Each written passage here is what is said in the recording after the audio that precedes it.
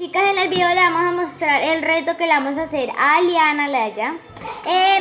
Pues el video anterior que hicimos del gato, de tomar leche en el piso, con los platos, ella perdió porque ella fue la que tomó más que nosotros. Nosotros íbamos por una gotica. Pero entonces ella perdió, entonces le vamos a hacer el reto. El reto consiste de hacer agua con harto limón y sal. Bueno, nosotros ya lo tenemos listo, pero entonces le vamos a mostrar. Bueno, pues acá lo tenemos y miren. Miren que sí es sal, limón y agua y lo revolvemos ya. Bueno, entonces vea todo lo que tiene, tomárselo todo por si no pierde y le hacemos otro reto. Bueno, ella lo tiene que tomar ella. Vale, pues asúmese, Sofía. Todito.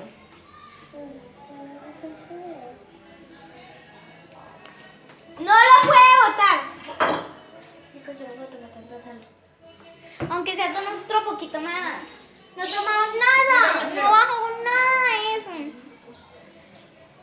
Kylo vomita, gas. O sea, está súper rico. Pruebe. Pero es que ella le tiró escopada y eso ahí, gas. No, está saladito. Ya no sabe como el de ayer que hicimos. Está rico, pero entonces no. Bueno, vea, entonces voy a poner un poquitico. Un poquitico y ya. Que los youtubers vean. Que baje un poquito más, porque no bajó nada en serio. Tomó Sí, como que la mitad rico. y lo botó. Y si lo bota, tienen que tomar otro poco más. A ver, ya está tomando. Ya mira, otro poquito, eso no hay nada que bajar. Le vamos a hacer la línea. La línea la tiene por acá. Vean, por acá. Ay, espérate. Acá tengo que poner el dedo. Y yo mientras que ella se lo va tomando, se lo hace ahí. De a poquito para que no va a vomitar después. Yo veo. Si baja una gotica. Vea. Y el dedo estaba acá. Ay, espérate que me movió. Ahí acá. Estaba acá, vea. Y miren todo lo que pasó.